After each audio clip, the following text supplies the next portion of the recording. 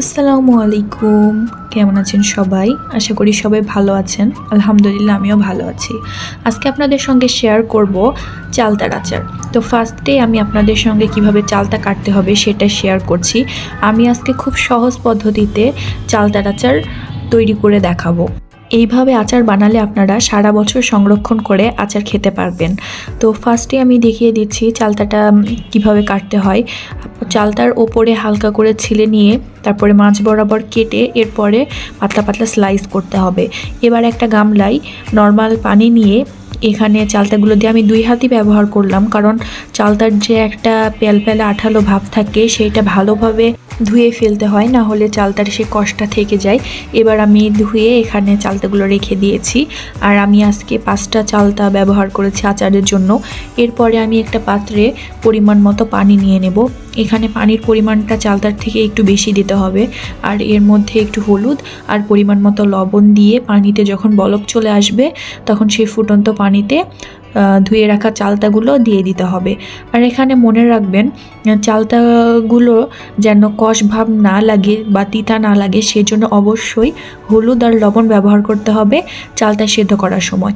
আমরা এখানে পুরোপুরি চালতাটা সেদ্ধ করব না, আমরা 80%-এর মতো সেদ্ধ করে নেব এবং বাকি 20% সেটা আচার বানানোর সময় সেদ্ধ হয়ে যাবে ইনশাল্লাহ। তো এবার একটা ছাঁকনির ওপরে আমি চালতাগুলো ঢেলে নিলাম। পানিগুলো আলাদা করে ভালোভাবে পানি ঝরিয়ে ফেলতে হবে। আর এখানে আমি দেখতে পাচ্ছেন আমার দ্বিতীয় ব্যাচের চালতাগুলো সেদ্ধ করতে দিয়েছি। আজকে আমি আচার বানানোর জন্য 5টা চালতা নিয়েছি, এই কারণে আমার একবারে সেদ্ধ করতে পারিনি, এর জন্যই 2বারে আমি সেদ্ধ করে নিলাম। আর এবার আমি জিরা ভেজে নিচ্ছি। জিরা ভেজে গুঁড়া করে নিতে হবে এবং তার সাথে পাঁচফোড়নও অল্প একটু পরিমাণ মতো ভেজে নিলাম। জিরা আর পাঁচফোড়ন বাটা দিলে আচারে অসম্ভব মজা হয়, এটা অবশ্যই দিতে হবে। আর আমি আজকে ব্লেন্ডার ব্যবহার করিনি, পাটাতে ভালোভাবে গুঁড়া করে নিলাম। পাটাতে গুঁড়া করলে টেস্ট অনেক বেশি আসে। আর এখন আমরা সরিষা এবং রসুন পরিমাণ মতো নিয়ে এরপরে বেটে নিচ্ছি।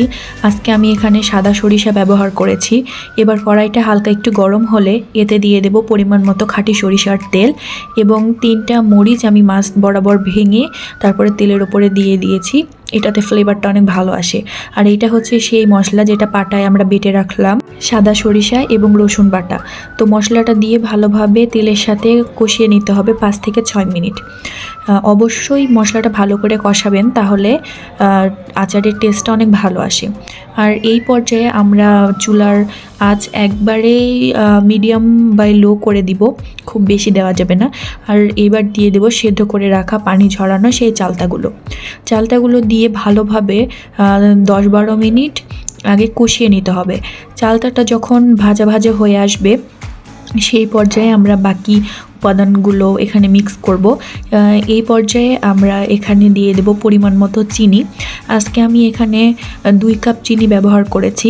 এটা সম্পূর্ণই আপনাদের স্বাদের ওপর নির্ভর করবে। স্বাদ অনুযায়ী অবশ্যই চিনি দিবেন, যেহেতু আচারটা আমি একটু মিষ্টি বানাবো সেই কারণে আমি 2 কাপ চিনি দিয়ে দিচ্ছি। তো আগে একটা কথা বলে রাখি, যদি আচারের কালারটা একদম দোকানের মতো পারফেক্ট চান তাহলে অবশ্যই চিনির পরিমাণটা একটু বেশি দিতে হবে। আর এইখানে দেখুন চিনি দেওয়ার পরে অনেকটা পানি বের হয়েছে। এই পানিতেই চালতাটা বাকি 20% সিদ্ধ হয়ে যাবে। এবার আমি এখানে দিয়ে দিচ্ছি কাশ্মীরি লাল মরিচের গুঁড়া। আপনারা এখানে অবশ্যই কাশ্মীরি লাল মরিচের গুঁড়া ব্যবহার করার চেষ্টা করবেন। এবার দিয়ে দেবো স্বাদ মতো লবণ, কারণ লবণ দিয়ে আমরা সেদ্ধ করেছি সেই কারণে পরিমাণটা একটু বুঝে শুনে দিতে হবে। তো আরেকটা এখানে টিপস বলে রাখি, আপনারা যদি কাশ্মীরি লাল মরিচের গুঁড়া ব্যবহার করেন তাহলে অবশ্যই আচারের কালারটা একদম দোকানের মতো পারফেক্ট আসবে। তবে যদি আপনাদের হাতের কাছে না থাকে তাহলে আপনারা এমনি মরিচের গুঁড়া দিয়েও ব্যবহার করতে পারেন। আপনারা যে কোনো বড় মুদি দোকানে অথবা কোনো গ্রসারি মলে যে কাশ্মীরি মরিচের গুঁড়া অবশ্যই পেয়ে যাবেন। আর এই পর্যায়ে দিয়ে দিলাম সেই ভেজে রাখা ধনিয়া এবং পাঁচফোড়নের গুঁড়া দিয়ে ভালোভাবে কষিয়ে নেব এখানে।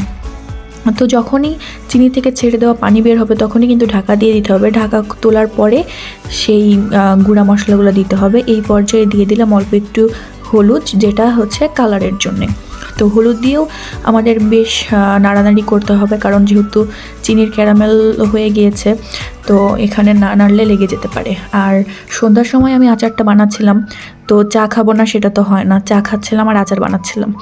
আচার বানানোর শেষ পর্যায়ে আমি এখানে ব্যবহার করব রাঁধুনি সিরকা বা ভিনেগার, যেটাই বলুন না কেন। আমি যেহেতু আজকে ফার্স্ট টাইম ট্রাই করলাম, সে কারণে আমি জানি না কতটুকু ভিনেগার দিতে হবে। তো বোতলের মুখের 1 কাপ আর কি আমি পরিমাণ দিয়েছি। আর সাদা সিরকা বা ভিনেগার দেওয়ার পরে সেই ভিনেগারের একটা স্মেল আসে, যার কারণে এখানে আমি অল্প একটু ধনিয়ার গুঁড়া আর জিরার গুঁড়া আরও একদমই অল্প একটু পরিমাণ দিতে হবে, যেহেতু আমাদের জিরা বাটা এবং জিরার গুঁড়া আমরা আগেই ব্যবহার করেছি। তো যেন সেই ভিনেগারের গন্ধটা না আসে, সেই কারণেই আর কি আমরা ব্যবহার করব। তো এই পর্যায়ে আমাদের হয়ে গিয়েছে। আর খুব বেশি একদম শক্ত করে নামানো যাবে না, কারণ আপনারা চুলা থেকে নামানোর পরেও সেই আচারটা অনেকটাই শুকনো হয়ে যাবে। তো এই তো ফাইনাল লুক দেখেন, একদম দোকানের মতো হয়েছে আর অনেক লোভনীয় লাগছে। এটা যেমন চোখের শান্তি, তেমন খেয়েও প্রাণ জুড়াবে এমন একটা আচার। অবশ্যই আপনারা সবাই ট্রাই করবেন। আর আজকে ফার্স্ট টাইম ট্রাই করলাম। আচারের রেসিপিটা অনেক সহজ ছিল। আর এই রেসিপিটা আমি নিয়েছি আমার বড় ভাবি দিনার ভাবির থেকে। অনেক ধন্যবাদ দিনার ভাবি, সে তো আচার বানানোর একদম কি বলবো মাস্টার। তো আজকের রেসিপিটা আমি ভাবিকে কপি করেছি। রেসিপিটা কেমন হয়েছে অবশ্যই জানাবেন এবং বাসায় ট্রাই করবেন। আর সর্বশেষে দিনার ভাবি, আপনাকে অনেক অনেক ধন্যবাদ আমার সাথে রেসিপিটা শেয়ার করার জন্য। আর দিনার ভাবি আমার পছন্দের একজন মানুষ, এই কারণে আজকে আমার ভিডিওতে তার কথা না বলে পারলাম না। তো আবারও ভাবিকে অনেক ধন্যবাদ। আর আজকে আচারটা কেমন হয়েছে সবাই কমেন্ট করে জানাবেন। সবাই ভালো থাকবেন আর আমার পাশে থাকবেন। আজকে এই পর্যন্তই, আবারও দেখা হবে নতুন কোনো ভিডিওতে। আল্লাহ হাফেজ।